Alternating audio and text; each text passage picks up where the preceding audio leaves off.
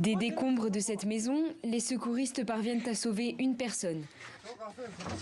Enroulée dans une couverture, blessée, mais encore vivante. Au lendemain du séisme qui a frappé le Tibet, la course contre la montre continue pour ces sauveteurs. Ils sont plus de 12 000 à être déployés dans le secteur. Parmi eux, des pompiers, des soldats, mais aussi des policiers et des secouristes professionnels. La Chine a même décidé d'envoyer des renforts. Le dirigeant Xi Jinping a donné d'importantes instructions. Il a appelé à déployer tous les efforts possibles en matière de recherche et de sauvetage. Il insiste sur la nécessité de soigner les blessés et de limiter le nombre de victimes.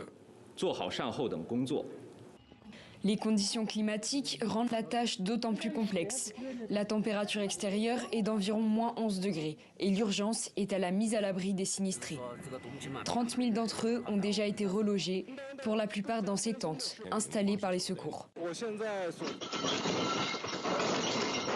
Le Tibet a été frappé par un séisme de magnitude 6,8. Il est le plus puissant enregistré ces 5 dernières années dans le secteur, pourtant régulièrement touché par des tremblements de terre. Près de 3600 bâtiments se sont effondrés dans ce canton rural, proche de la frontière népalaise. Un tremblement de terre ressenti à plus de 200 km de là, jusqu'à Katmandou, la capitale népalaise.